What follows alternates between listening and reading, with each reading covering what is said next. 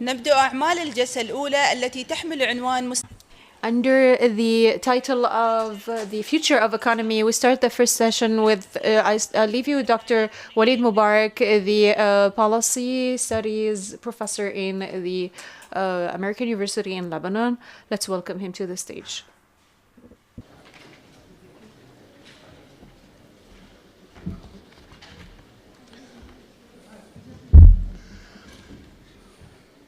Excellencies, ladies and gentlemen, before I get to introduce my colleagues, members of this panel on the future of the economy, I would like to extend my thanks to the organizers of this conference, specifically to His Excellency Dr. Jamal Sanad al-Suwaidi and his distinguished team at ECSSR for inviting me to chair this panel and to congratulate them for their good choice of this timely topic for their 23rd annual conference.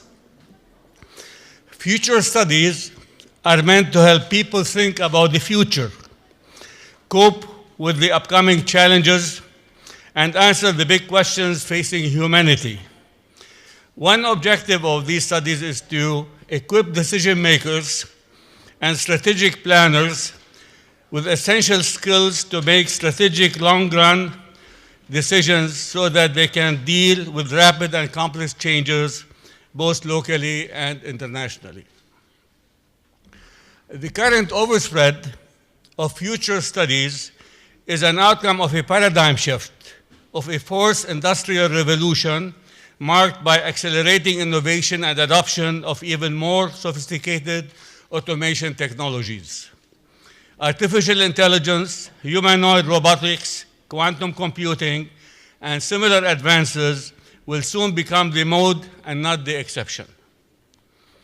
Moreover, the realization that machines can perform better than humans has been gaining momentum, thus causing economic, social, and cultural disruptions and a paradigm shift in human-machine interaction, convincing governments to adjust to the challenge.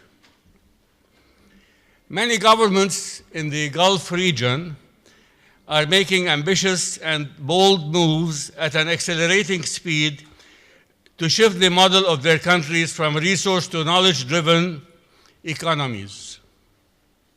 According to a Chatham House report, a recent one, on the future trends in the Gulf, GCC governments have long-term plans envisaging a transition to a post-oil economy, developing a mix of energy-intensive and knowledge-based industries, employing more nationals in the private sector, and considering the introduction of taxation, all of which have implications for their social contracts.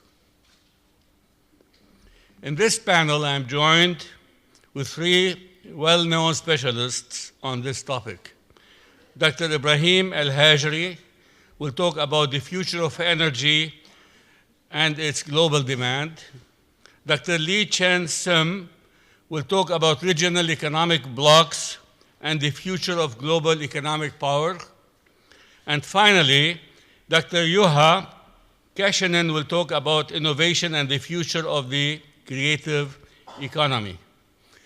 Each panelist will have 20 minutes or up to 20 minutes to present his or her ideas. The presentations will be followed by a question and answer period. Our first panelist is Dr. Ibrahim El-Hajri. Dr. El-Hajri is an associate professor in the Department of Mechanical Engineering at Al Khalifa University of Science and Technology. He previously held several key managerial positions in the former Petroleum Institute. Dr. El-Hajri's research interests are focused on advanced energy systems and macro heat mass exchangers, heating, ventilation, and air conditioning, waste heat recovery and absorption cooling, utilization macro channels, as well as renewable and sustainable energy. He has published numerous research and conference papers in several academic journals. He has also received a number of awards. Dr. Al-Hajari obtained his PhD in mechanical engineering from the University of Maryland in the United States. Dr. Al-Hajari, the floor is yours.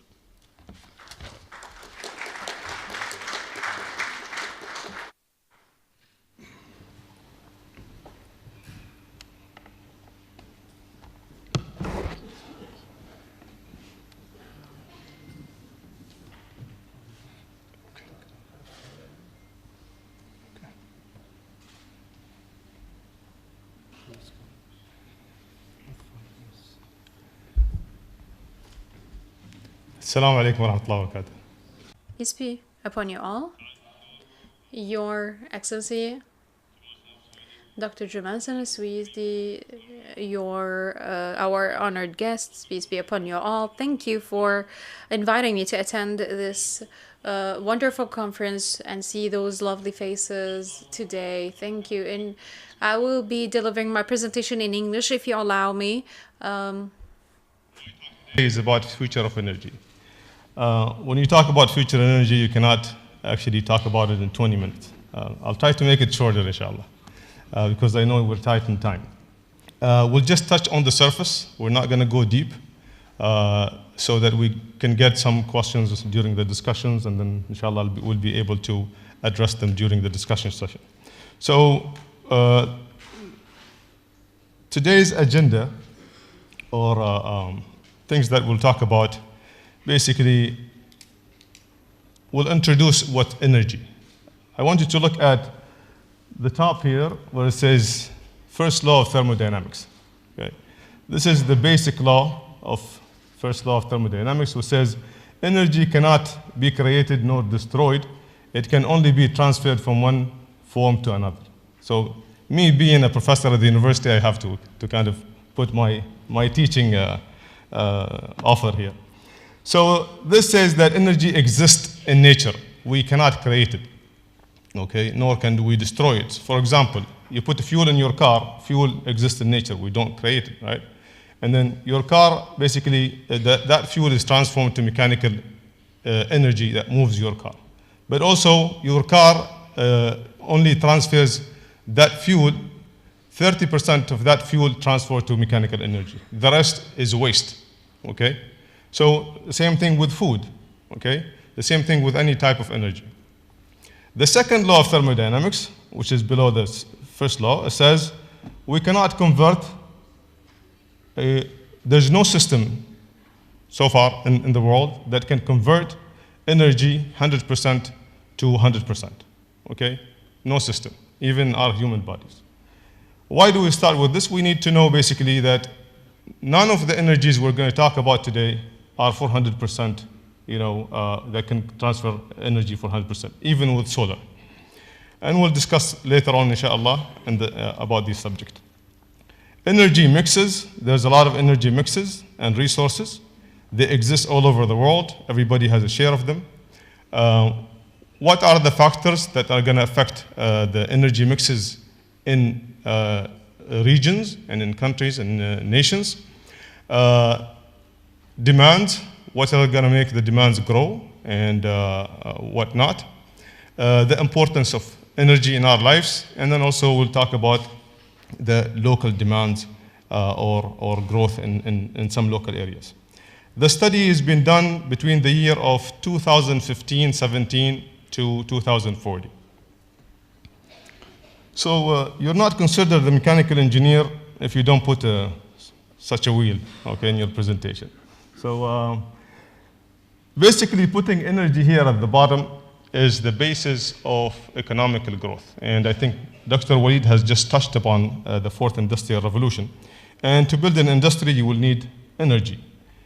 Energy will power the industry, will improve your economy, will have economical growth, then better lives for your nation, much more social and political stability.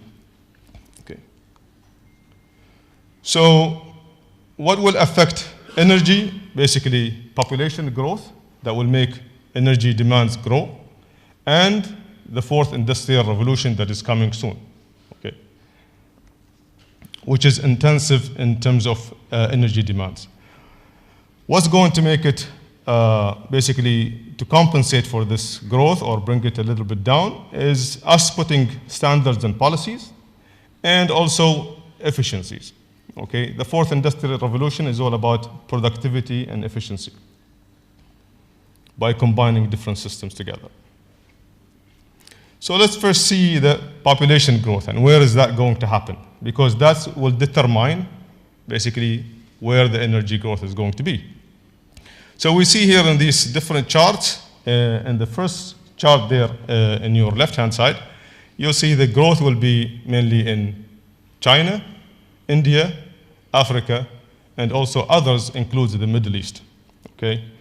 Europe and Northern America will not see that much increase in population. Also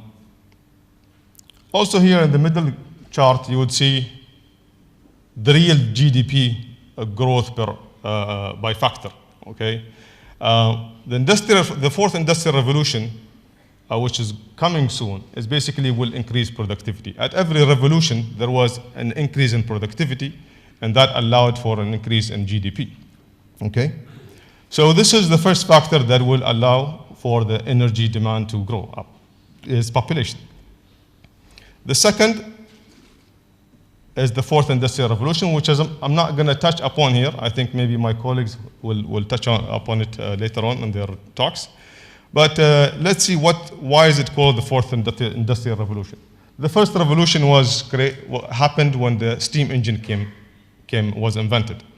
The second, basically, when we started putting production lines, and thanks to Mr. Ford, who have put production line in, which increased also productivity, increased outcome, and then increased basically GDP and social status. The third was when we had electronics and automations of production. Also increased productivity, increased economy, and stabilization. Now the fourth industrial revolution, it's a bit more complex, it's faster, it will grow at an exponential rate compared to the other three.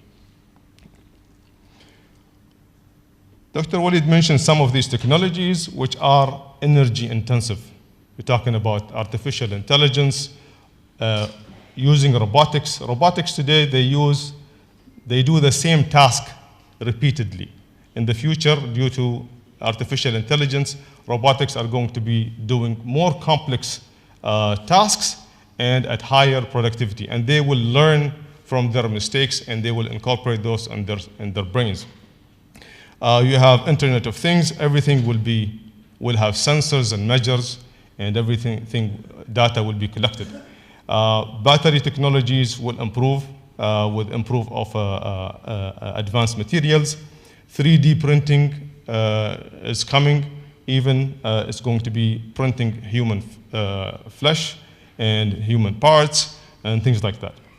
So all these industries require lots of energy, mainly electrical energy. So again, this will, to emphasize, productivity will increase, efficiency also will increase. So what are we going to do? Basically, we need more energy. How much of it? Well, let's ask Google, right? Google has the answer. So if we look at the consumption first, let's set the base of where we are today. And then we can see where we're going with this growth that is coming up. In 2017, this is petroleum and other liquids. We've used about 58 trillion kilowatts hours, or quadrillion watts hours. And the share of oil or petroleum in liquids was about 34% of the total energy. Now, coal had a share of 28, natural gas 20, and nuclear was 4%, renewable was 14. Where was this spent? 14% of it in buildings, okay? Population growth means more buildings, more energy required.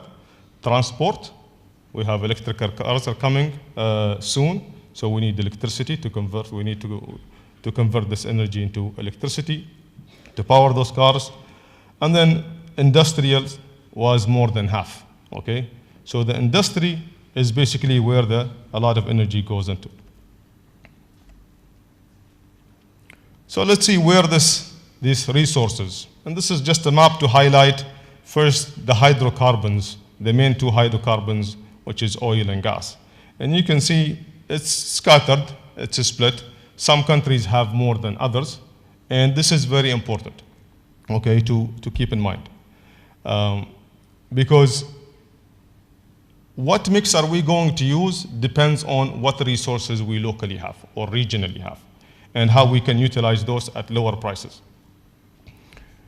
I forgot to mention one factor that would actually enable the preparation and the creation of the fourth industrial revolution, or any industry or any economy, is the low prices, offering low prices of electricity or power or energy.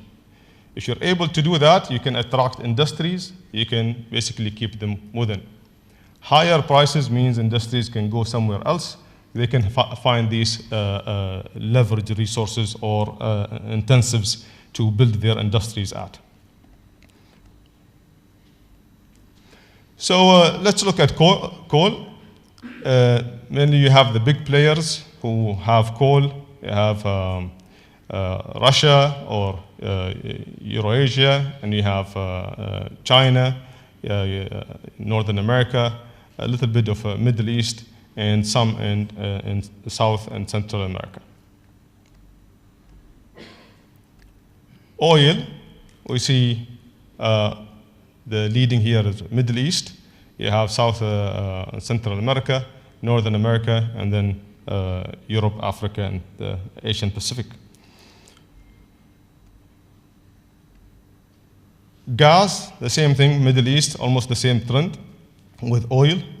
And the reason I'm putting this in front of you is I want you to just see in the next couple of slides who has what, because this is very important. Let's move to natural or renewable resources like solar. You can see the red areas have a lot of solar but have a lot of heat. Okay, usually solar PVs do not like this environment. They like more of the northern part environment, like going to Europe. But here we can use concentrated solar, like we have here in UAE, Shams and others. Okay, but we can see solar kind of covers a huge area, and this is where the growth is going to be. Wind basically, if you look at the red areas, that's where a lot of wind is located, and especially, for example, in Sweden, you have more than 50% of their energy is powered by wind. Okay, in the GCC, in this local area, there is just not that much of wind farms or areas you can place wind farms in. Biomass, mainly Europe, Northern America, and Asia. Not much of it here in the region. So what would drive this energy mix in regions or internationally? Usually there are several factors. Price is one of them. You have policies, whether local, regional, international policies, risks, geopolitics, demands, and then efficiency, of course. How efficient is this technology? Availability of that energy resource, and basically we need to consider the environment, okay? So now, having said that, now you can see where the two first slides came in, talking about growth, the reasons of growth, population, and we said the industry. So here we can see where the demands of energy will come in, okay?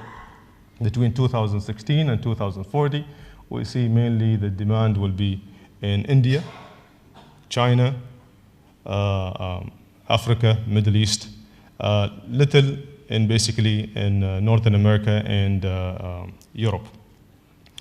And this is for the reasons of these areas will experience a growth in population. These areas will experience industrial growth. The same thing, there will be industrial. That doesn't mean these countries, these areas will not have industrial growth. They will have industrial replacement. Okay, they have existing industries. All what they need to do is make them more efficient, more productive by introducing artificial intelligence, robotics, and converting their industries into the fourth industrial revolution preparation. So let's take an example of the future of energy in China, or what are the projection in China. We can see that solar PV will increase. It's the top part, is a small part there. There's other renewables. The second segment is basically the solar PV, and then you have wind is increasing. You have biomass, hydro. You have oil kind of sustains. It's going to be there for the future. Natural gas also increasing. And China, this change or energy mix. You can see here in the demands of gas, in terms of gas, Middle East almost double, China almost double, or 2.5, India as well. So that's where the growth is going to happen. Other countries have, already good mix of those energies already. Change in global oil demands. Oil will still be there. I don't know if this is good news or bad news for some. Petrochemicals will increase because oil will be converted to much more higher value products, like plastics and what have you. Natural gas for sure will increase, and passenger electronic vehicles are coming to place, will reduce basically oil substrates into more electrically driven cars. Now here we see the growth of electrical cars in different regions, and we will see that there is lots of electrical cars will come into play into 2040, okay, which will require demand, and that will come most likely from solar-powered stations and driven by natural gas as well. So let's do a comparison between 2017 and 2040. We see there is an increase in the amount of petroleum used energy, but the share is now reduced to 30%. Coal also maintains its level, but its percentage decreases. The increase is going to happen in natural gas and with renewable. And that will be, this is the shares of the different sectors of energy spending. The majority is going into in the industry. So to summarize, what are the resources that we will have? So oil is here to stay for a while at least. Natural gas will experience an increase for electricity and heating in some countries. Coal and natural and nuclear, no significant increase. Renewable energies will increase, basically that has to be solar driven systems or wind and biomass depending on the region they are in. Energy demands will be increased and will be driven basically by the growth in China, India, and the Middle East. Growth will cause population increase, and also the industrial revolution will increase, will allow that increase. What will decide the energy mix and what we will depend on for that mix is the geopolitics, natural resources, energy prices, and basically the growth in the industries. Population growth, we've mentioned that in the areas of India, China, and the Middle East. And of course, prices, oil and coal will depend on the geopolitics. Natural gas will see an increase. Renewable technologies will see a dip because they're becoming cheaper, and that's where the demand will increase. With that, I conclude my talk, and if you have any questions, we'll keep them to the end of the discussions. Thank you.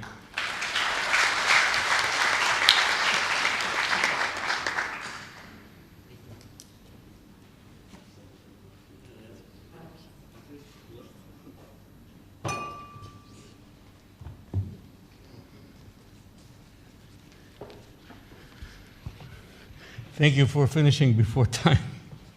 Our next speaker is Dr. Lee Chen Sim. Dr. Chen is a native of Singapore and holds a PhD in politics from Oxford University. She teaches at Zayed University as well as being chair of the Department of International Studies. She is a specialist in contemporary Russian politics, in particular the Russian oil industry and its impact on the country's politics, economic development, and she has published 2 books, The Rise and Fall of Privatization, and the other one is in the Russia, and the other one is on external powers and the Arab Gulf states, and is also the author of several papers and book chapters on these topics. Well, Dr. Lee, the floor is yours. Go ahead.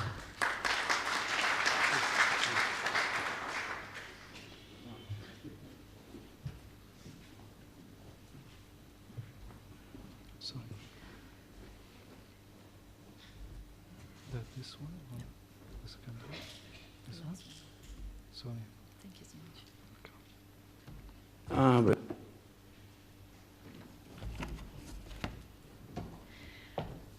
Right. First of all, thank you very much for everyone for being here. Thank you, Dr. Jamal, for inviting us here, for inviting me here. Before I start and before the clock starts, I would like to say thank you to the organizers as well for putting, you can't see, but there is a step up here for people who are vertically challenged like me so that I can actually reach the microphone. Thank you very much as well. Right. Good morning, everyone. Today, you can see that my topic, it's about regional trade blocs and how and if they contribute to global economic power and what is the future for regional trade blocs. Right. So let me start as what Dr. Ibrahim is saying. We always like to define what we are talking about because we are professors. So a regional trade bloc is a grouping of 2 or more countries who decide to come together because they want to reduce the tariff levels between them and to hopefully keep the outside external trade from coming into their countries. So they want to increase the level of trade among them. That's the basic definition of a regional trade bloc. And you can see that there are many, many examples of regional trade blocs. There are also many kinds of regional trade blocs, from the more simple ones to the more complex ones. Regional trade blocs are also formed in a variety of ways and between very different interlocutors, between different trade blocs, between countries, and even between a country and a trade bloc. Right? So this is the less interesting part of the discussion. This is what we call the introductory part. So I would like to actually spend more time in talking about the implications of regional trade blocs. Now, regional trade blocs have proliferated, and I will go on in the rest of my discussion later to discuss why this is so and whether this holds some future for regional trade blocs. First of all, I think it's interesting to think about this question. Do regional trade blocs actually increase the economic power of its members? Now, an answer to that, as the 10 students among my audience will well know that my former students, and they know that when I ask them a question, It's never a straightforward yes and no. So do trade blocs actually increase economic power? Now, on the surface of it, it seems that regional trade blocs do increase the economic power of its members, as you can see from the slides on the screen. So these countries in ASEAN have clearly increased their economic power in terms of their GDP. However, I think it's also interesting to remember that in the case of ASEAN, only 24% of the trade is intra-regional trade in ASEAN itself. Now, I'm not going backwards, even though I should, because I don't want to press the wrong button and something else happens to these presentations. In the case of ASEAN, only 25% of trade is intra-regional, which means that intra-regional trade is not as intrinsically important to ASEAN's economic growth. If you take into account the fact that ASEAN plus China actually accounts for about 50% of economic growth of GDP, then you would understand that trade blocs in itself may not be as important to the members as trade with as other blocs, as trade with other blocs. So ASEAN plus China, 50% of intra-regional trade, whereas ASEAN alone only contributes 25% of intra-regional trade. So that's a kind of nuance about the power of economic blocs. Let's look at a second example of an economic bloc, of a trading bloc, sorry. And in this case, it's one of the newest regional trade blocs in the world, the Eurasian Economic Union, not to be confused with the European Union, although they have roughly similar initials. The Eurasian Economic Union, as you can see, is a regional trade bloc consisting of these countries that you see on the screen and led by Russia. Thus, this trade bloc actually increased its members' economic power. Here are some interesting figures which I want to share with you. If we look at, for example, Belarus, the green one there on the right of your screen, on the left of your screen. In Belarus's case, the EU certainly adds to its economic power and to its economic growth. 1/3 of Belarus's GDP comes from importing and then refining and then exporting to international markets, not its own oil, but oil that it gets from Russia at a subsidized rate. So 1/3 of Belarus's export revenues actually come from this process in which Russia is a very big player. It actually subsidizes the Belarusian economic growth and Belarusian exports. So in this sense, Belarus is happy to be in this regional trade bloc because clearly it benefits. Now, what about Russia? Does Russia benefit from being in the trade bloc? Well, the evidence here is a bit mixed because clearly Russia has to subsidize its partners. And clearly when you subsidize, you lose a little bit of your revenues, which could have been used for other things. So why then would Russia stay and lead the economic union? Which is a really good question. Another example is that you see on the screen, at the bottom of your screen, Kyrgyzstan, the Kyrgyz Republic. Because it joined the union, it had to maintain common external tariffs against others not in the union. So for example, Kyrgyzstan did not really benefit in one sense because one of its main trading partners was China, and it had to put up a high tariff wall against Chinese goods that were coming into the Kyrgyz Republic. So it had to pay like 10% extra for Chinese cars or goods that came into the union because they had to share the same tariffs as Russia. So in that sense, the evidence on whether all member countries actually benefit from staying in the trading bloc is a little bit mixed in that sense. So since the evidence of a common economic growth for all members is a little bit nuanced and mixed depending on which block you are looking at, etc., let's ask the second question. Does it then have something to do with geopolitical power? Regional trading blocks, the evidence on economic power is maybe mixed, but perhaps members get benefits from the geopolitical power of being members of regional trading blocks. Where is the evidence in this? Well, I would suggest that, Romeo and Juliet, there is the line that goes, when Romeo is talking about Juliet, a rose by any other name? Yeah, smell as sweet, right? We know that line.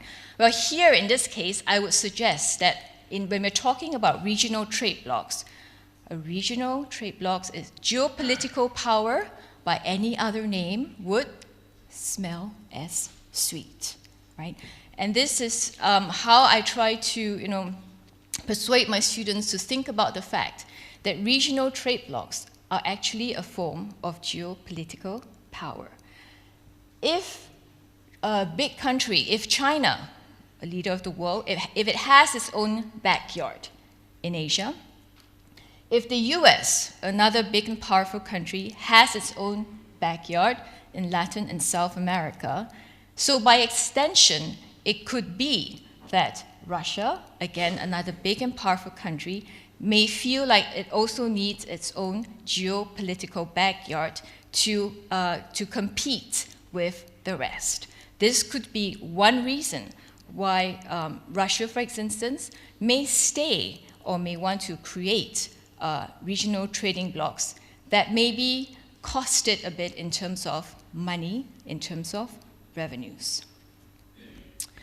Now, I like to show you this equation here, or my attempt at an equation. And this was a quote from a very well-known European historian, Timothy Garton Ash. When he tried to convince the Americans and the Europeans why they should stay together. And he came up with this formulation that says, TPP, anyone knows what the TPP stands for?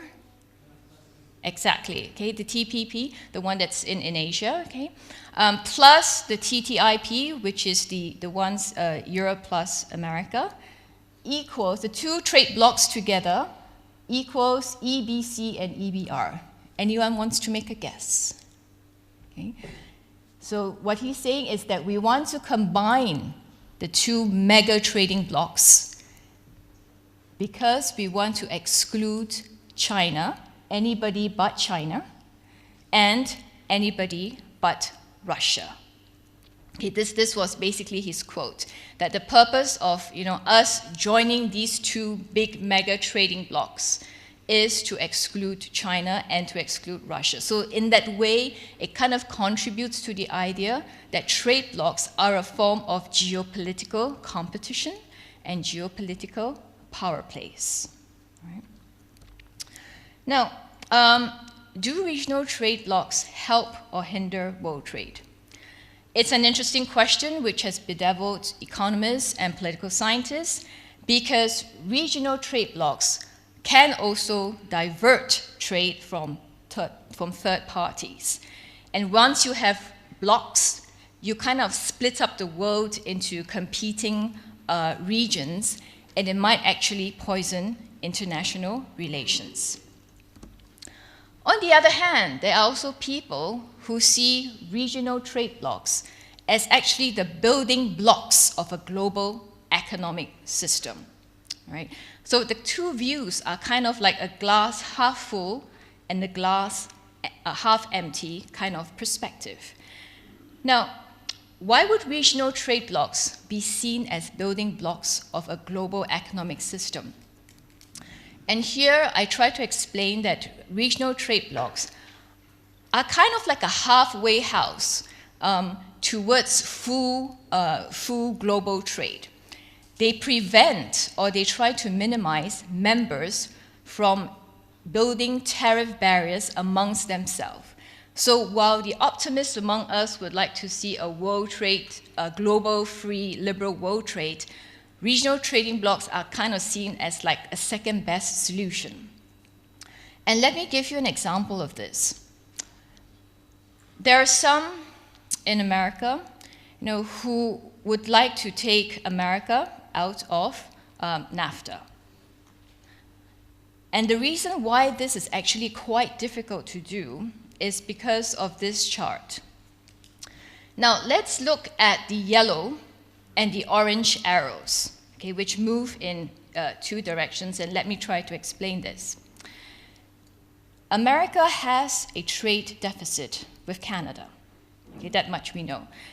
Now, why it has such a big trade deficit, it's partly because America imports a lot of oil from Canada. Canada is the US's largest source of imported oil. So America imports oil from Canada. But in order for America to actually import this crude oil from Canada, a very interesting thing has to happen, which is the small yellow arrow that goes up. America actually has to export oil to Canada in order for Canada to export oil to America. Right? Seems kind of weird, but why is this so? Because American shale oil is a very light form of oil that is used to mix into a rather more heavy Canadian oil sands. And therefore, it allows the oil sands to flow more easily and thus be exportable through oil pipelines from Canada to the US. Right? Now, this means that Canadian oil gets sent to refineries in America, and America eventually exports some of these back to Canada, as you can see from the orange arrows. And America also exports the oil to Latin and South America. So in effect, having any kinds of, for America to withdraw from NAFTA or have any kinds of tariffs is actually going to be self-defeating because it needs oil from Canada in order to export America's own refined oil to other countries to earn revenues. So this again, it tries to show that regional trade blocs actually locks in the benefits of trade among trade partners. And it's not so easy to just exit from these kinds of regional trading arrangements. I come to my final part of the presentation in which I look forward and ask, well, are regional trade blocs actually necessary for the future of the global economy? And here I will come up with an answer which hopefully will generate some questions. I would suggest that apart from regional trade blocs, we also consider the role of what we call the global commons. Now, some people say that the reason why trade has grown so exponentially after World War II and why things like poverty, etc., have been reduced is because there has been the important role of the US as a kind of a hegemon to dominate what we call the global commons. And the global commons would be things like the airspace, sea space, cyberspace, and land space, all this space that the US effectively has command over. It has command over these global commons. Not that it is omniscient, not that it is in total control, but it has command of these global commons like sea lanes, with which everybody benefits from, airspace with which everybody benefits from, cyberspace with which everybody benefits from. But the US has taken on a commanding role, and it can exclude others from having command of these four global commons. And this has had a very positive impact on global prosperity. Now, danger here, though, is that in a world where the US withdraws, or where there are challenges like China, like the BRICS countries, where there are challenges that are rising, will these rising powers actually free ride upon the US's command of the global commons? Will they want to take a role in protecting sea lanes, maritime trade routes, for example? And here is a quote from China, from the father of modernization, Deng Xiaoping, for you to consider. He quotes, "China must cope with international affairs calmly, bide its time, hide its capabilities, be good at maintaining a low profile, and never claim leadership." So in the absence of some of these rising powers wanting to take a role, will the global commons and the prosperity that comes with it be threatened? And that's, something to think about. Finally, I also want to get you thinking about the future of the global economy. Perhaps regional trade blocs are not as important as what we call global value chains. A global value chain, as you can see, as some of you will know, is a process whereby countries specialize not in the manufacture of the entire product, but actually in parts of a production of a single product. For example, the much beloved iPhone. While it is assembled in China, the parts actually come from all over the world, and the iPhone is part of a global value chain. You have cameras from the US, you have your touch screen from Japan, you have accelerators from Germany, you have various other inputs from other countries that make up the iPhone, which is then assembled in China. So what this means is that for countries to grow, you may not actually have to be part of a regional trade bloc per se, but maybe you just have to be a part of the global value chain in which your country, in which our countries are part of the global value chain for a product. So this is the other way of thinking about the future of the world economy. Global value chains may be more important. And how do we try to get into a part of this global value chain? Well, make sure that your cities, His Excellency Sheikh Nahyan talked about the role of cities. Make sure that your cities have regulations, institutions that make it attractive for it to be part of a global chain, and that it also has infrastructure and the knowledge and the labor to be part of this global chain. With that, I thank you.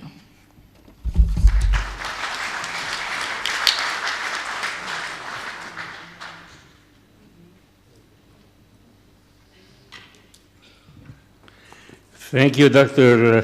Li Chen, for a very insightful presentation. And now we move to our final speaker, Dr. Juha Käskinen.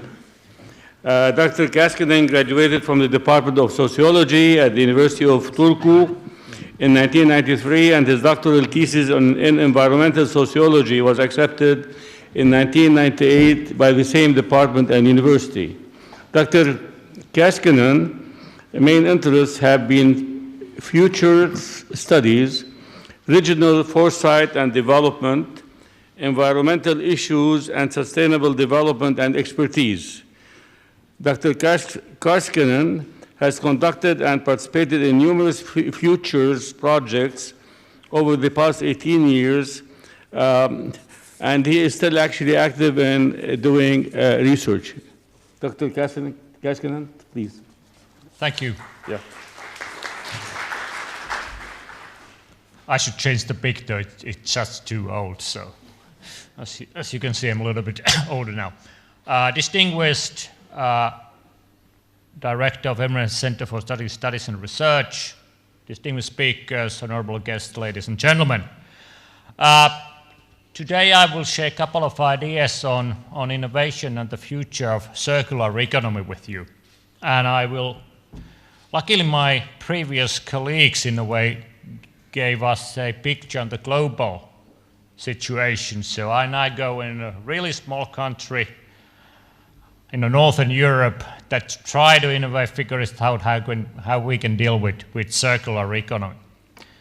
and promote it.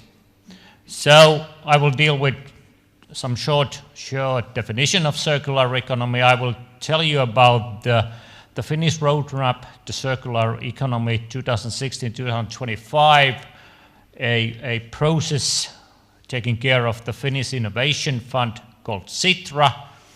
Then I will talk you shortly about the tryout project funded by European Union, but done in the regional level in southwest Finland, which is more or less how circular economy can be promoted on regional level, and perhaps some conclusions. The clock is ticking. I'm not used to this, so let's see how this goes.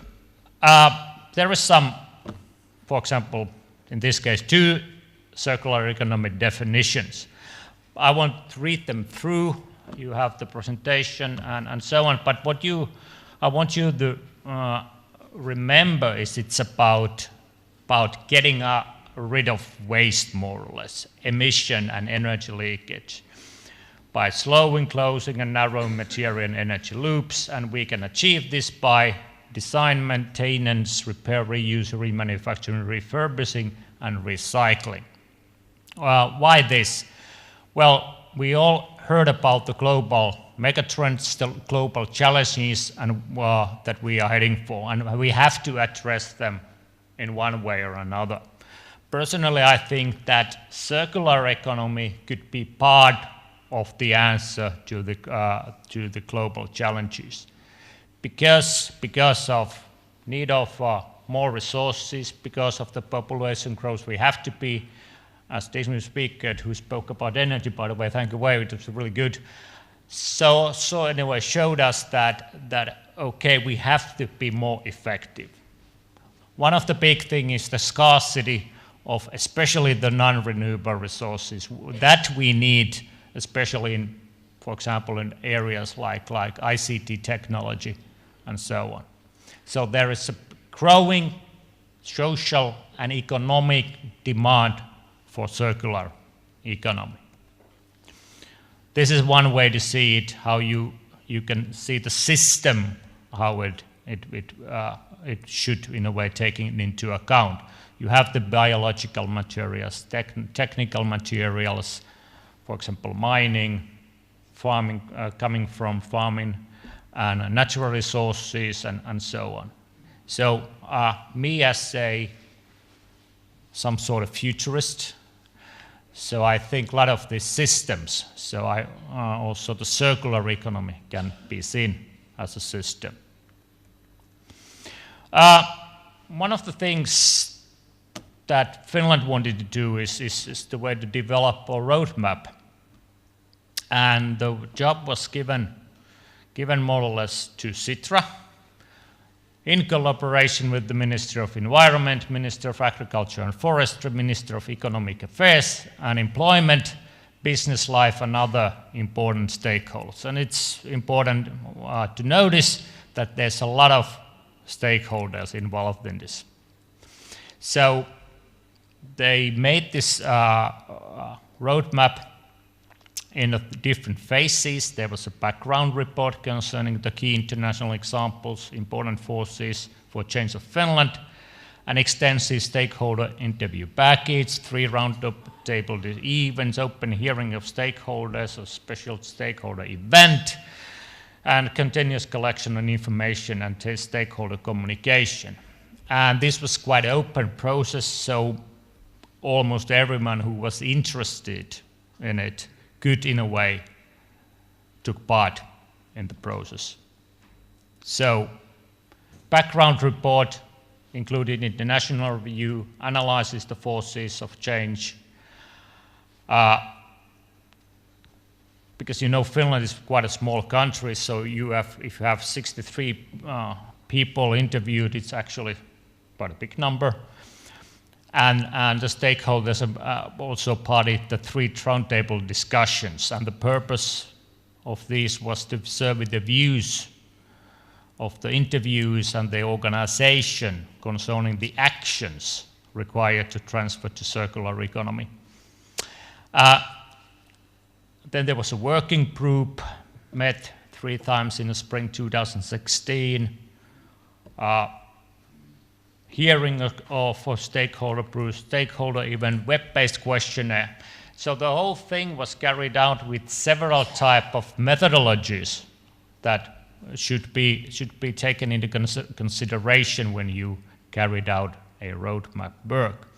Roadmap is more or less a action plan or a plan how to achieve the vision we have, in this case, on Finnish circular economy.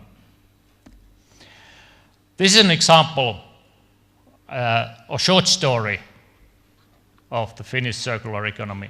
Again, I won't read it through, it's actually too small print, but what is the main thing here is that you have to have a holistic view, in this case for circular economy. You have to think about the primary sector, material processing, manufacturing industry, distribution, retail, business-to-business relationship, consumers, and the use of products itself. So you have to deal with sustainable food system, forest-based loops in Finland, because we are so relied on our forests, technical blues, transport, common action.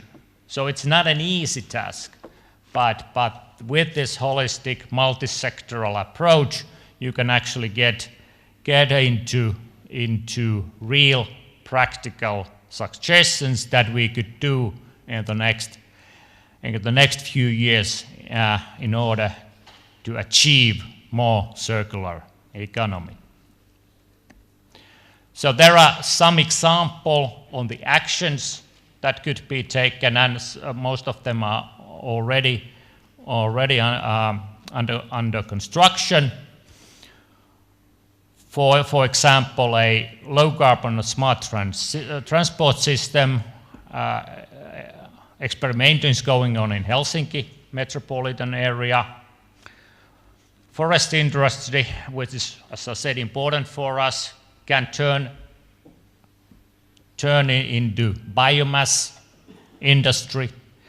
Companies can actually create industrial symbiosis for the circular economy. Again, there is a regional activity going on in the Arctic region, and also that includes Sweden and Norway. Food is important because, for example, in Finland, 30% of the food goes into waste.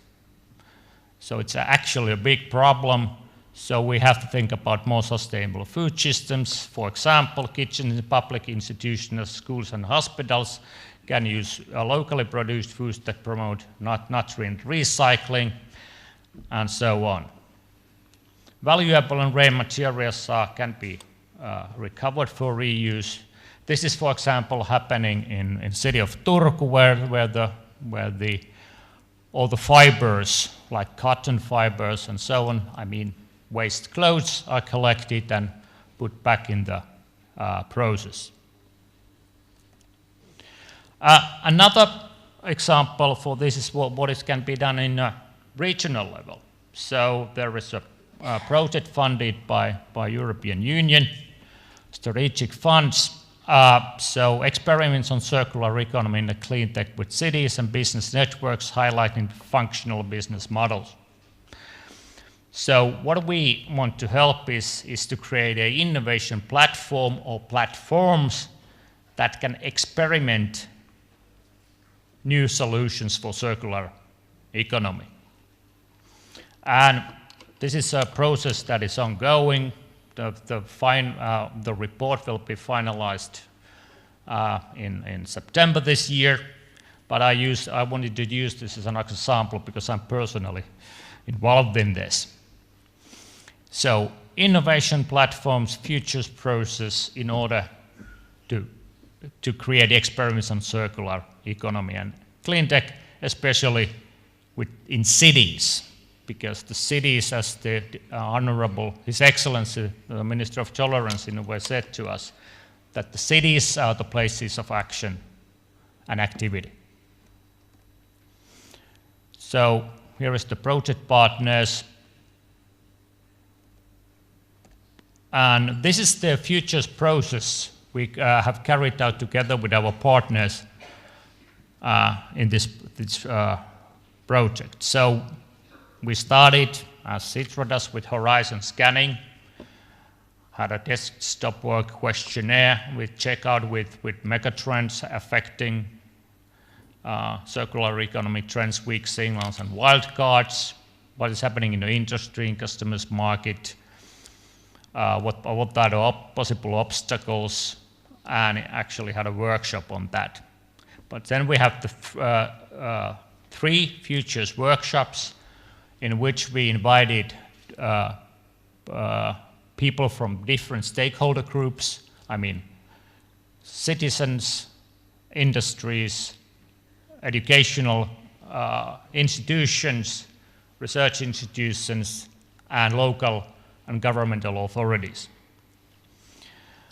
We run a workshop on listing the themes and topics of circular economics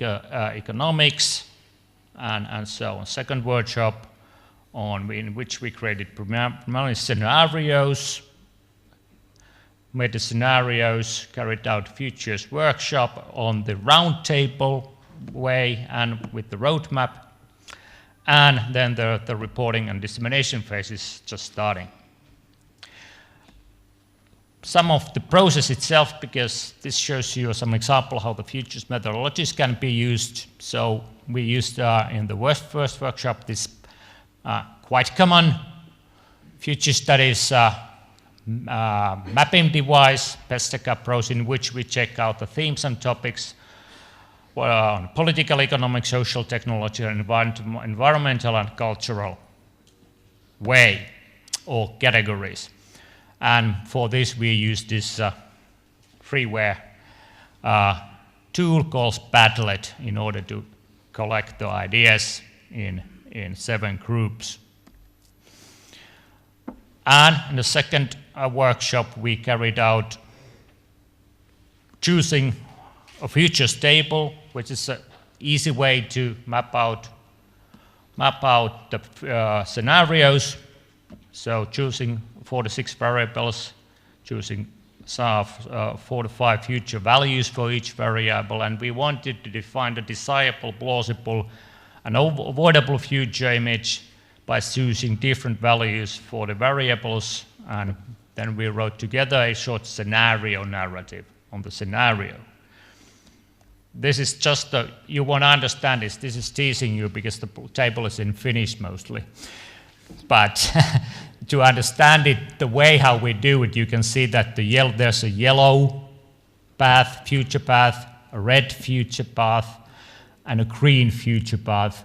The green one is desirable, yellow is business as usual, and the red one is a avoidable future.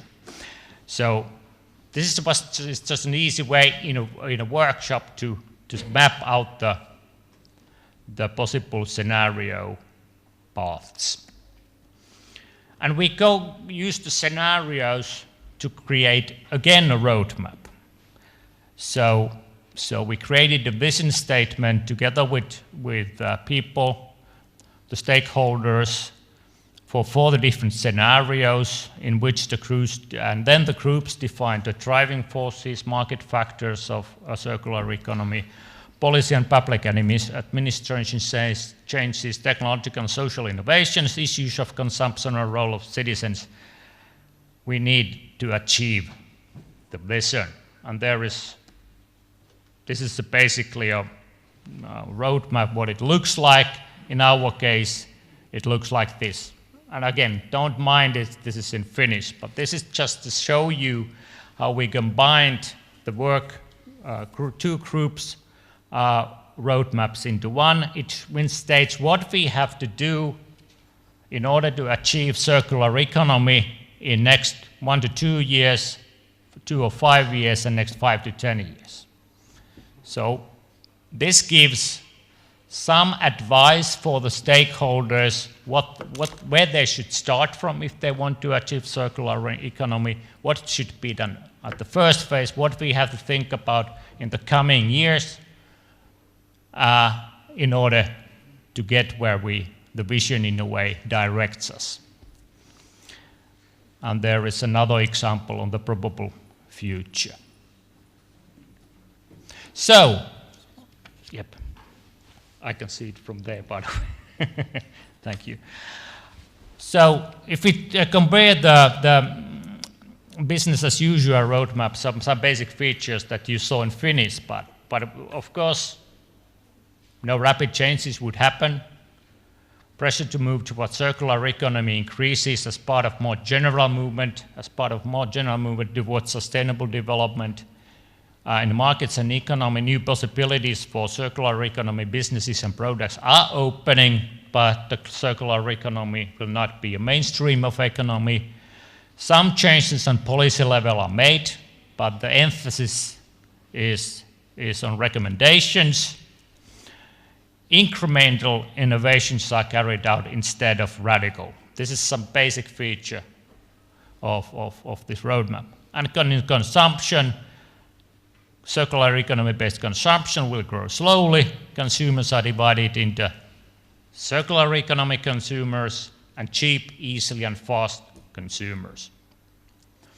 And again, if we think about the desirable future, so this will be a scenario of total change. Circular economy could be the new normal economy, so to speak. It is based on life cycle thinking, it's economically profitable, and it works together with sharing and platform economy in order to achieve it. Our administration and norms should strongly support and guide circular economy implementations, radical innovation pilots, both in production and consumption. Common consumption behavior stems from circular economy principles and goods.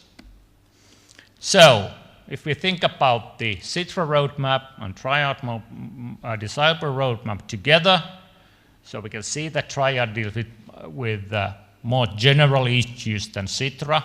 CITRA concentrates in particular parts of the economy, and in Triad we deal with social and political changes also, and the role of citizens and consumers.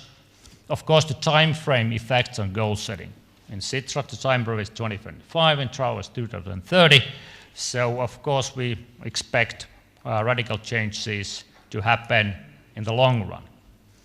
And we can, in a way, say that CITRA roadmap is more helpful than a Triad business as usual one. But overall, you can see that the roadmaps are not contradictory, but complementary. So you can learn from the national level towards the regional level and vice versa. So what all the benefits for it? So we can get policy decisions, we can help resource allocation, get more rational decision making, create new emerging networks. We get widen the commitment to the, for example, for the circular economy work, and we can get broadened participation and democratic renewal in circular economy. So, foresight approach has given insights for planning and decision making for developing circular economy both on national and regional level. It helps out the future possibilities, challenges and threats in a systematic and holistic way. It gives inputs to the innovation product development processes in which you can, for example, in a project development, check your concepts. We call this future garage, by the way, so in which you double check your product development with futures knowledge.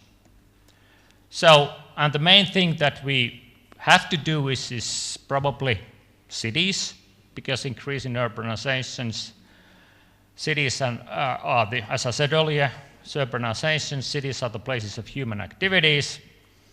You need a systematic way to think it. It makes sense to study the development and implementation of circular economy in specific places, and the cities are excellent places for testing and developing several areas of circular economy: recycling, reuse, effective sustainable traffic, transport system, food system, and so on.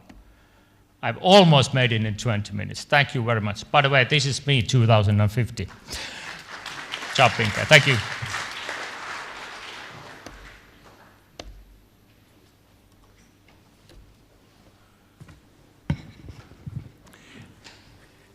Thank you, Dr. Kaskinen, for a interesting idea. I mean, circular economy is interesting. Huh?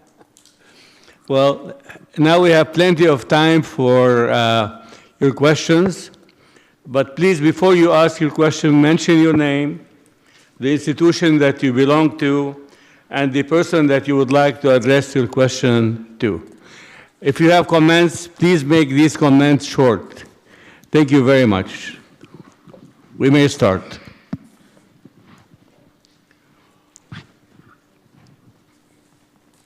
Yes.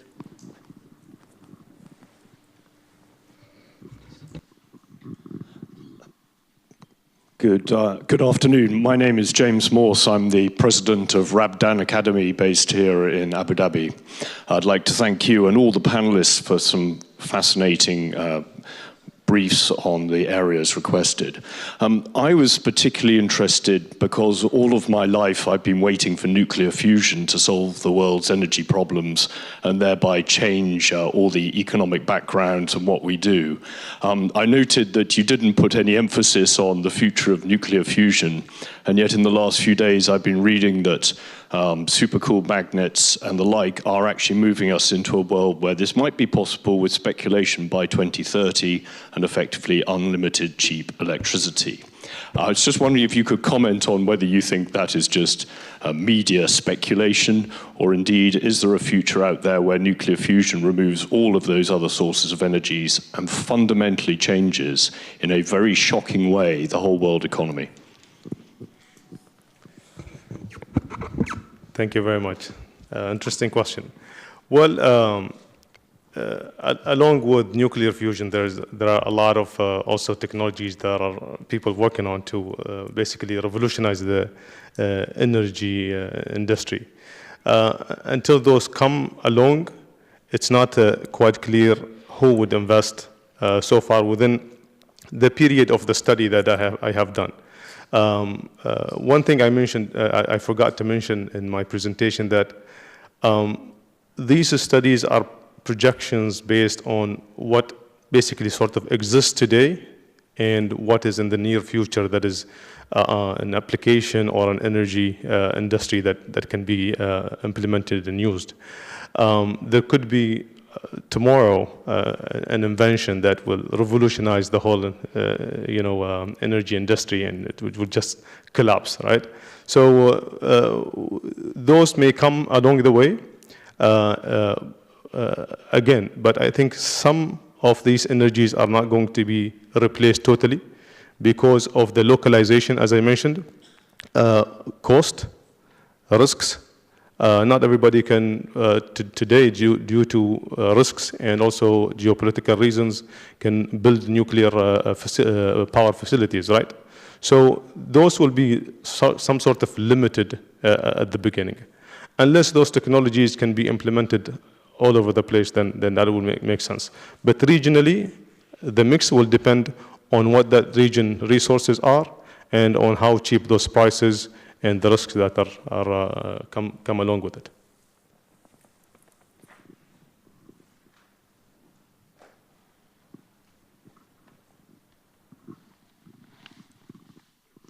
Thank you to the panel for some fantastic talks. I'm Tony Prescott from the University of Sheffield. My question is for Dr. Sim. You mentioned the role of regional trade blocs, and it was fascinating to hear your thoughts on that.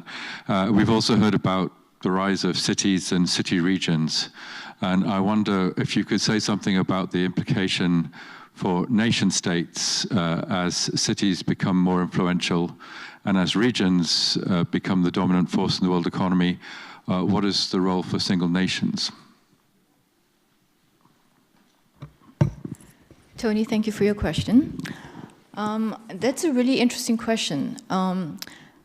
from my perspective, I think that cities are going to be the new it kids, right? For several reasons. One of the reasons was that mentioned by my fellow panelist, the fact that in cities it's easier to do trial projects, not trial, but trial projects, because of the connectivity that's there, because of the population concentration that's there, the concentration of talent. The fact that in cities it's much easier to build a inclusive infrastructure because of the smaller size of it than throughout the whole country. So yeah, I think cities are going to be the wave of the future. And in fact, if you look at a lot of the consultants' report, they're looking at competitive cities rather than competitive countries. So in that sense, yes, I think cities have a way to go. But at the same time, if you look at the question of trade, global trade, don't forget that there are global trade rules, and it's countries, governments that sign these global trade rules, that negotiate these global trade rules. So yes, while cities could benefit more than other parts of the country, but still there is a role for intergovernmental discussions, and therefore countries will be as important as cities in this new future of configurations. Thank you.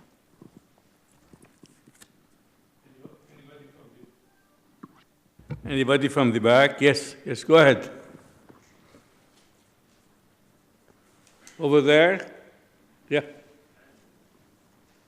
Yes.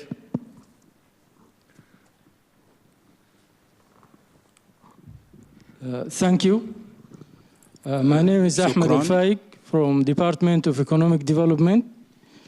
My question is to Dr. Lee. Based on your equation that the TPP and TIP is equal to excluding Russia and China, do you think that the Road and Belt Initiative is an attempt to deal with that exclusion? Thank you.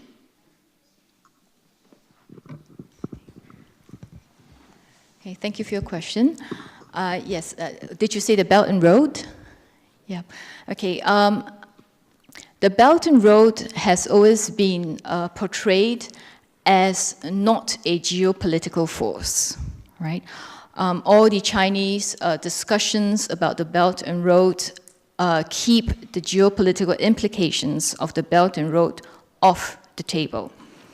But equally, obviously, many scholars have seen that there are geopolitical implications of the Belt and Road.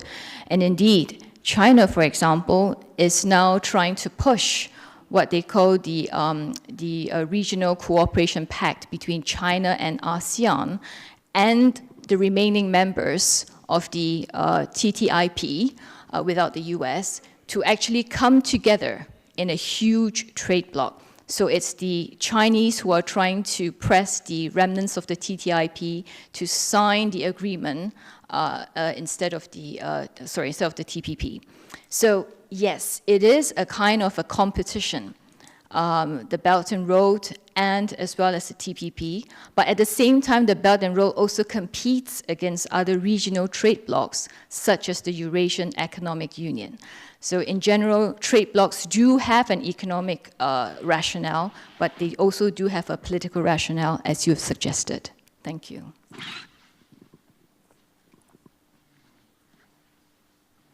Yes, go ahead.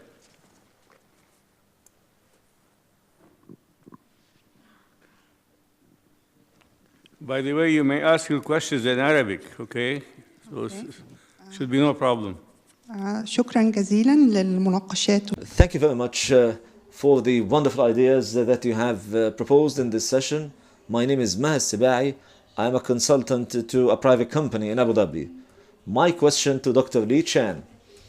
She mentioned regional economic blocs and the role in limiting conflicts and increasing the geopolitical force of countries. My question to Dr. Lee is, do you have a specific vision for a future a potential future for these economic blocks to be in the region and the Middle East? What do you envision of those economic blocks and their role in boosting geopolitical situation?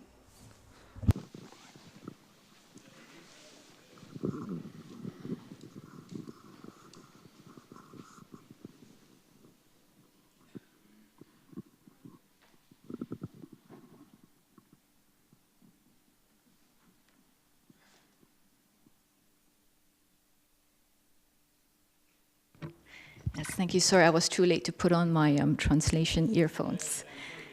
It's okay. Right. Thank you for your question. As I understand it, it was a question about GCC and the possibility of forming trade blocs. Right. Okay. Now, as you know, the GCC itself is already considered a regional trade bloc. And does it have any political, economic benefits? Yes, of course. Yeah, with the common tariffs, common policies, third parties can clearly export to the GCC more easily. Does it have any political implications? Yes. Right? It could be a form of unity as well, an extra layer of unity for the GCC in their quest for regional power, to be able to take advantage of the region. In the Middle East itself, could there be a wider regional trading bloc? Well, there actually already is a big regional trading bloc. It's called the Greater Arab Free Trade Area. It's not very well known, but it does exist. The problem here, though, is that intra-regional trade among these trade partners in the Greater Arab Free Trade Area is not that great because there's, they haven't really harmonized rules and they haven't actually come together with discussions about how to improve intra-regional trade. So, there could be a possibility in the future, but at the moment, I would probably say that the most active trade bloc would be the GCC in the Middle East. Thank you.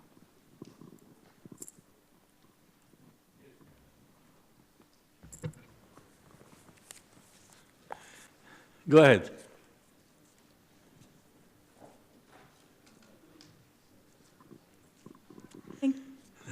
Thank you so much for your presentations. My name is Catherine Harp, and I'm from the Copenhagen University in Denmark. My question is to Dr. Sim. You seem to suggest as an alternative to regional trade blocs, engaging in global value chains, but perhaps there might be some negative consequences of that as well, although I do see the positive sides.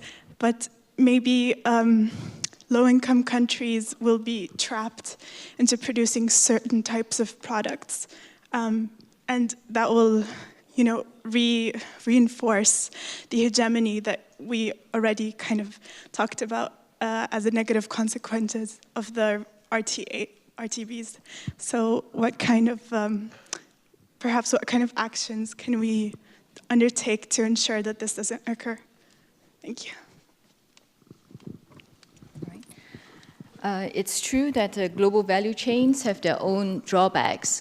Now, I'm not suggesting that it's an alternative to regional trade blocs, but that they could be another form in which global economic wealth and prosperity depends on, right? Not just regional trade blocs, but also global value chains. Now, one of the negatives of global value chains, as you said, is that there could be some form of trapped in that situation for these developing countries. Now, for developing countries, it's actually a plus and minus. The plus being that they don't actually have to have the knowledge to manufacture the whole product in order to get MNCs to move to the country, which was the way in the past, in the 1960s and 1970s.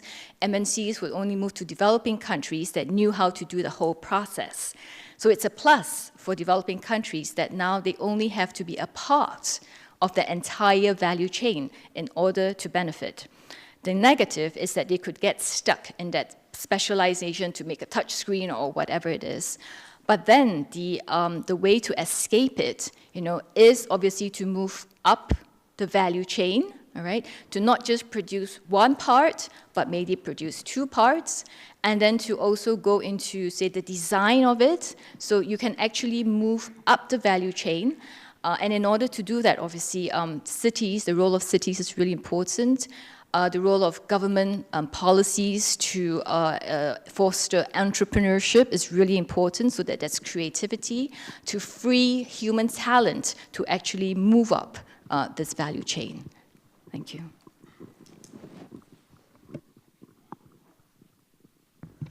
Yes, go ahead. Good morning. My name is Christopher and I'm from the US with C7. My question is to Dr. Al-Hajri. In the research of the electrical vehicles that are coming up, has any studies have been done on the health hazards of the concerns we have as humans to be riding in a car that's surrounded by batteries?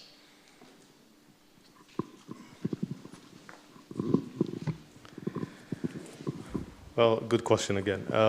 I think the electrical batteries cars are their infancy, and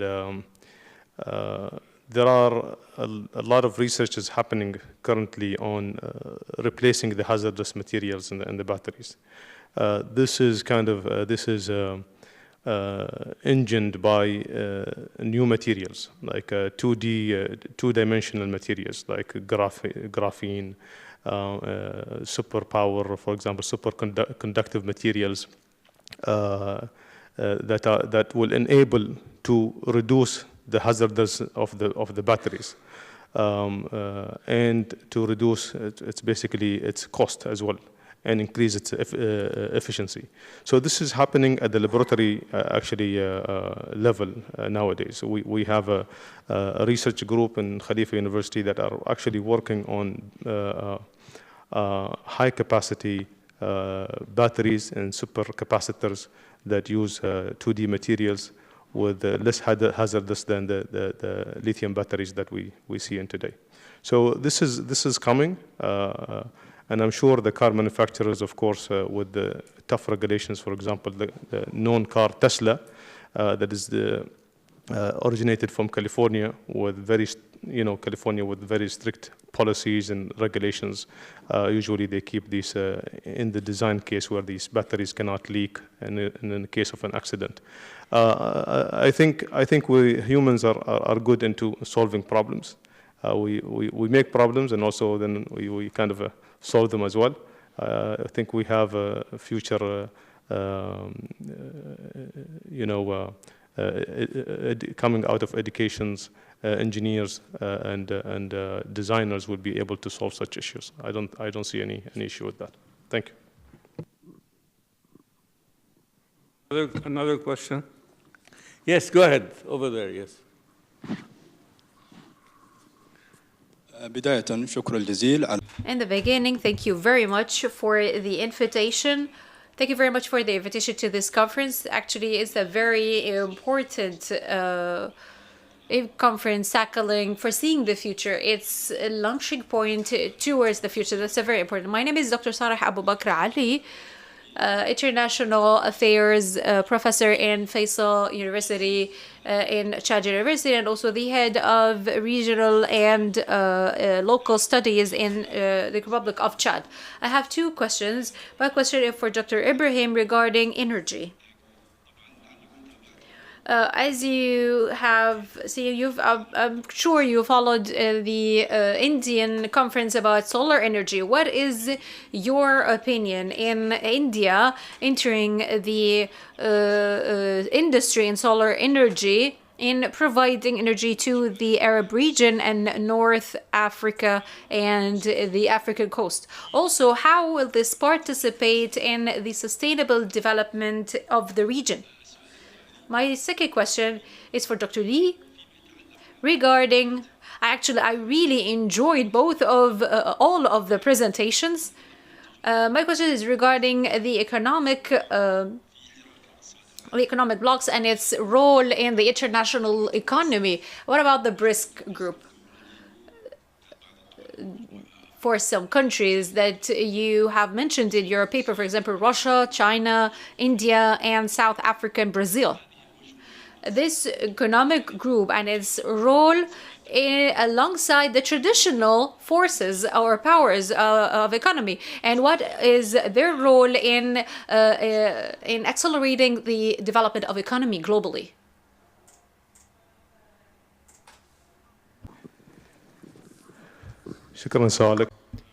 Thank you for your question. As I explained in my research regarding the development of renewable energy, especially social energy and its technology, it's going to have a very huge growth in comparison to other sources of energy. And I also tackled the natural gas as well. There's going to be a very huge development in India and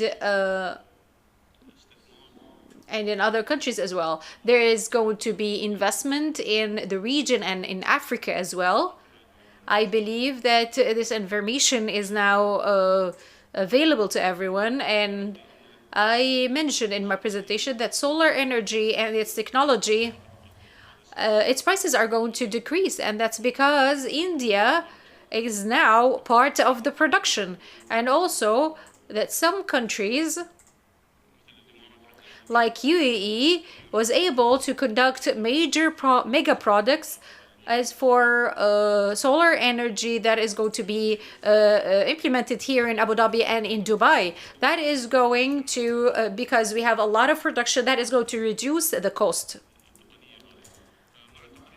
So with reducing the cost of the technology, its implementation is going to be disseminated across many countries that previously were not able to buy or pay for the investment in this technology for solar energy production. So the solar energy is going to, its cost is going to decrease, and that will give a chance to developing countries and low-income countries to use and make use of such technology. Thank you for your question, Dr. Salah. The BRICS, yes, BRICS, they are not technically a regional trade bloc. They're more a grouping of like-minded countries who have come together and who are big players in the global economy. The BRICS exist alongside other groupings such as the G20, the Group of 20, such as MINT or MICTA, and even MICT, and they're all acronyms of different groups of countries that come together, including Nigeria, Indonesia, etc. So what all these other groupings bring to the future of the world economy, I think, is that they actually equalize the process, they equalize representation in the world economy because they add their weight in things like the IMF and the World Bank. They have asked for a larger voice in the IMF and World Bank, and they have received a larger share of the vote, for example. And also these forums, actually, some of them have established banks, right, in which they can lend money to various members. They have various lending mechanisms. So yes, these groupings will exist alongside the regional trade blocs, but they are not per se regional trade blocs. But by the same extension, they have their own roles to play in trying to equalize and trying to, if you like, democratize the whole trade system so that it represents more of the rising and growing economic powers of the world. Thank you. Actually, we are running out of time. I need to give each one of the speakers at least 1 minute to make their final remark, but I can maybe entertain only one more question, if I may. Yes, the gentleman over there, yeah.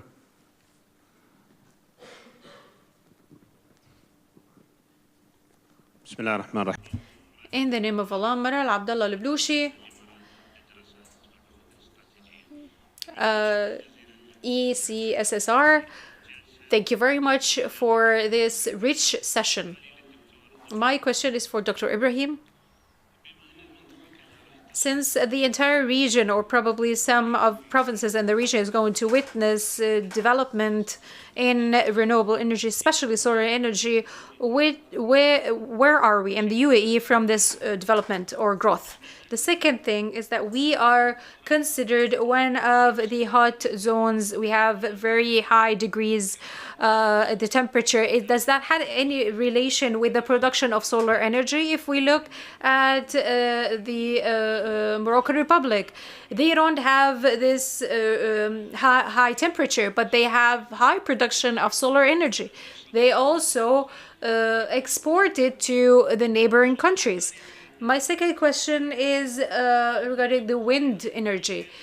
So does the wind that happening here in Gulf countries, is it enough to produce energy?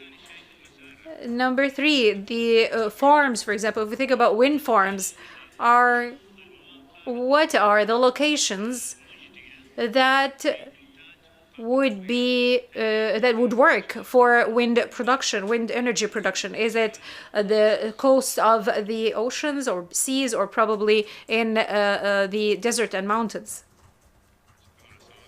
Thank you for your question. The solar energy has several technologies. You may ask about the PV panels, for example. I think that the PV panels, as I mentioned before,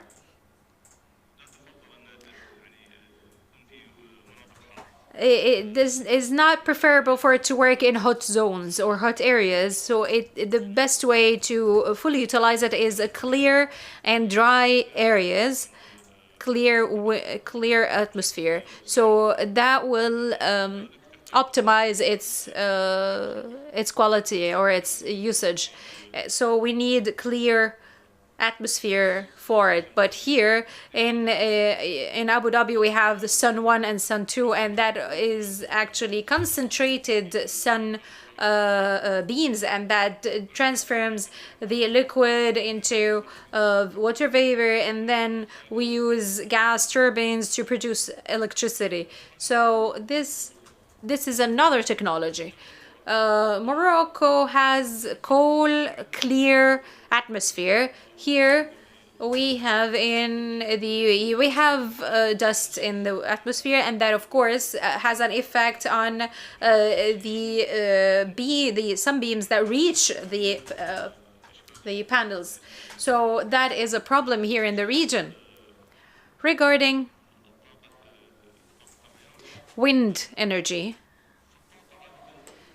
in energy, usually the companies don't really like to have different rates of electricity throughout the day, because that may impose stress on the networks. These ups and downs, for example, in the morning you have sun, and at night you don't have sun. So the production of energy may drop. That may affect the network and the production as well, and the productivity. Some technologies may not cope with these ups and downs. For example, if we have wind energy here, it may work in certain seasons where we have wind enough to move these air turbines, while the proper location for air turbines is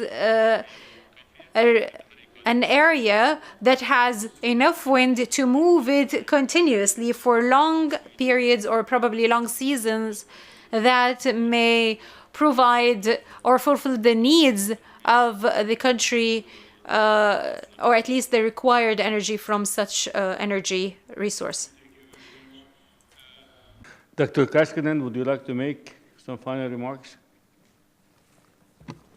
Well, it has been a learning experience so far, so I thank you everyone for that. I'm also delighted to hear the questions, and I personally also think that we have so much things to do that we have to think about this different type of development all the time. I'm just happy to be here, so I have nothing.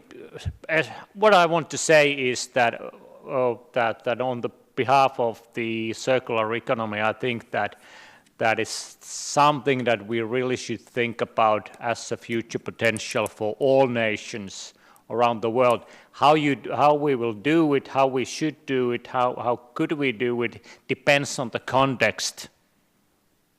You don't do it here as you do it in Finland, probably, because it's a different way. You have to take social, cultural, economic structures into account when you imply it. But still, I argue that that could be one of the solutions for in order to gain the sustainable development goals. Thank you. Not really much to add, but just to clarify that I'm not advocating that we get rid of the WTO, definitely not. But just that, these are just some of the things that we can think about as we try to move forward the world economy and our shared prosperity. And if there are any questions for me later on, I'm happy to engage with you after this panel. And thank you, Dr. Walid, for agreeing to chair the panel. I just want to say that I think with the advancement of technologies and advancement of research, there is a lot of hope and there is a bright future in terms of energy and conserving the resources and the environment. We should keep our eyes on those rather than looking at the negativity that comes along with the energy sector in general. Let's keep our hopes up and support our research and technologies to derive basically for a better future for all of us. Thank you. Well, I would like to thank you for giving me this privilege to chair this panel, and thank you very much for your astute and tentative attendance. Thank you.